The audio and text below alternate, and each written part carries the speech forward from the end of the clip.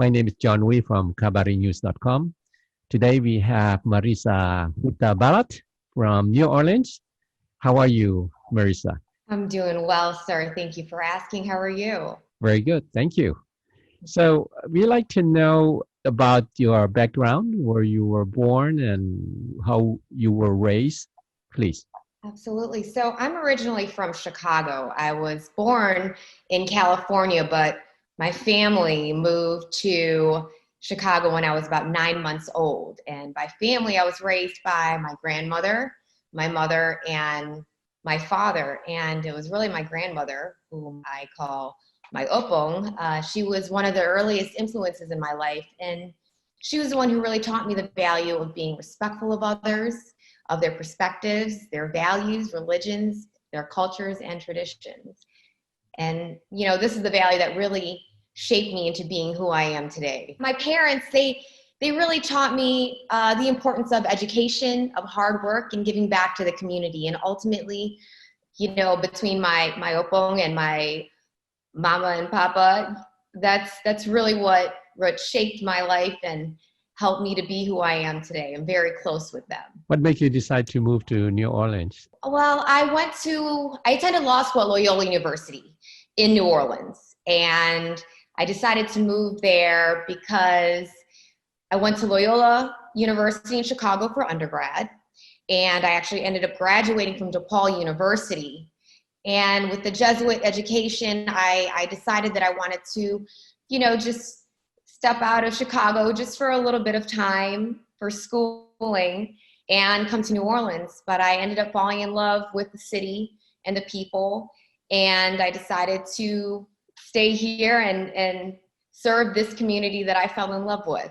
I noticed that you graduated in psychology, but what inspired you to go into law? Well, ultimately, what I wanted to do was to serve people, to serve the community. I went into psychology because I felt that I had the compassion to be a listening ear for people who needed to be heard. And with psychology, as you know, it's a lot of advice giving and listening to the problems of individuals and what they're facing. And ultimately, I decided that law school was the way that I really wanted and advocate for members of the public. And ultimately, that I decided to go in. What inspired you to become a judge? So immediately after law school, I had served as a judicial law clerk for 3 different judges. And I understood that to be a good judge, you have to have the compassion and the desire to help people. And serving under these 3 judges, I really learned my passion is to administer the law, to hear the people who are speaking and who are being advocated for and assist them with addressing their issues. The particular seat that I am now in is People's Court. First City Court is oftentimes known as People's Court. And I ran on the fact that I want to be the people's judge. And it's called People's Court because many of the litigants who come before this court are representing themselves.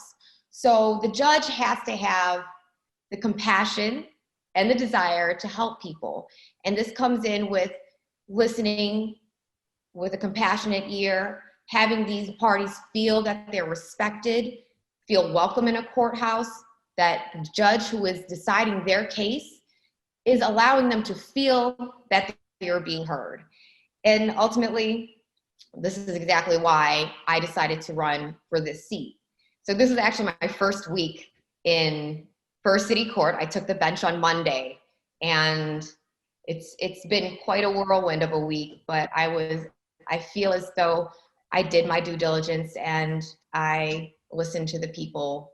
For Indonesians who want to follow your footsteps, what, if you can advise us, how do you prepare them to go through law school? Okay, Sure. so ultimately how I truly feel is when you're working in your purpose, you feel great. And I love what I do. I love what I've been doing. Whether it was to take care of my siblings when I was in undergrad and making sure that I didn't live on campus, whether it was clerking for 3 different judges to working as a civil litigation attorney, ultimately I have enjoyed everything that I have been doing. So for me to, I guess, advise others, it's really about finding what it is they desire to do. So maybe you can tell about your upong, how she raised you. So my upong, my grandmother, came to live with my parents and I when I was only 9 months old. And she, again, helped raise me with my parents who, my father was in dental school. He was busy being a student and my mother was working 2 jobs to support us. So my upong was the one who assisted in raising me. I was the only at the time. And so I spent a lot of time with her. She was a teacher in Singapore beforehand. She just retired when she moved to Chicago to be with us. And I traveled the world with her. I went to go visit my aunties and uncles who lived in Scotland, who lived in Australia, who lived in Singapore. And again, she instilled many great values within me that I still continue to carry with me today. Unfortunately, she passed away about 5 years ago on August 22nd. But, you know, everything about her is still with me today. Okay. Does she teach you some Indonesian language? She did try a bit. The issue with that was, again, I'm a little bit embarrassed about that. My father does know some Indonesian, but he also grew up in Singapore. So their primary language that he grew up with was English. And my mother, being Thai Chinese, her language was Thai. So the common language between all 4 of us was really English. So she did teach me a little bit, sedikit Indonesian, if you will. But I do primarily speak English and I understand a bit of Thai. I see. Very interesting. To be Indonesian. So you have a sibling also? You're the oldest, right? I am the eldest. I have 2 younger siblings and they're 9 and 7 years younger than I am. And are they living in Chicago too? They do live in Chicago. My entire family actually lives in Chicago, but very soon I do intend on having them to move to live with me here in New Orleans. So tell me, what is your challenges as being a judge right now? Well, currently in First City Court, we're hearing evictions, and that has been my entire week. However, on September 2nd, there has been an order that's been issued by the CDC that is putting a temporary halt on eviction proceedings. So that's gonna pause the evictions for a bit until December 31st at this time. But Monday, Wednesday, I had a number of eviction proceedings that did in fact have to take place. So I believe that was ultimately the challenge because I know throughout the course of COVID, people have been unable to work and ultimately have been unable to pay their rent.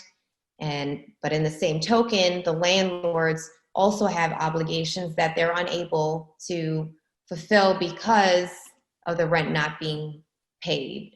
So that has been quite a challenge to deal with between Monday and Wednesday.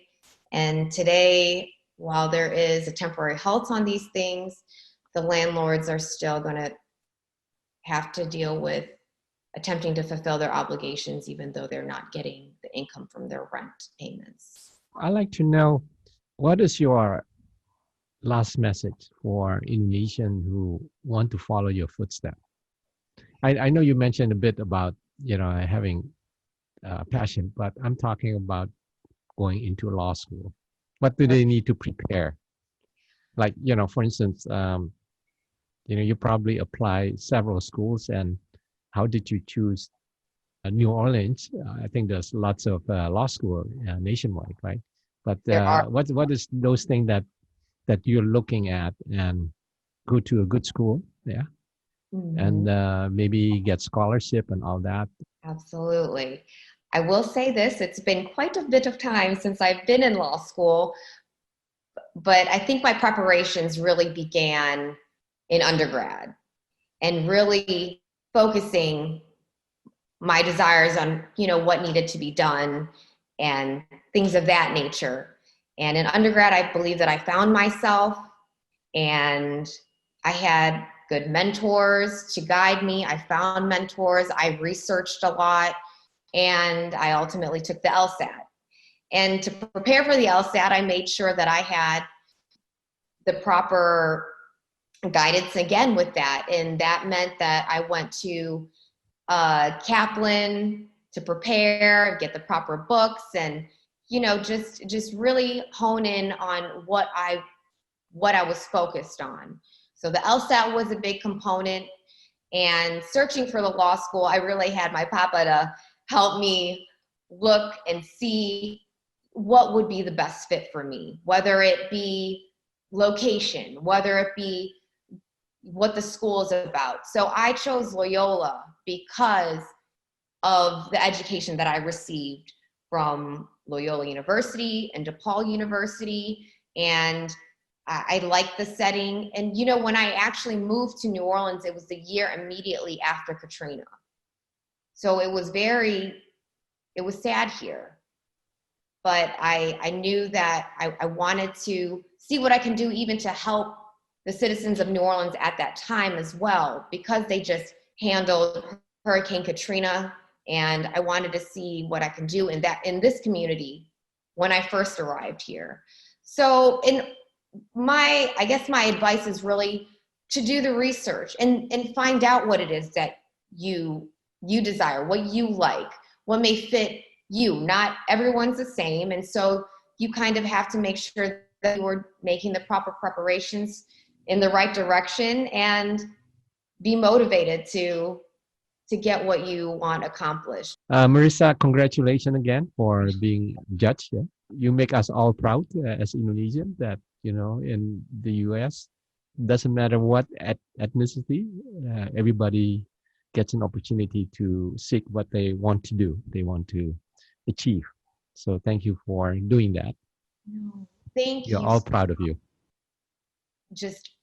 I'm overwhelmed with gratitude for all of the kind words, the warm words, the reaching out to me from Indonesians all over. Okay, thank you, Marissa, for your time, and for Kabari readers. Until the next interview, this is John Wee. Thank you very much.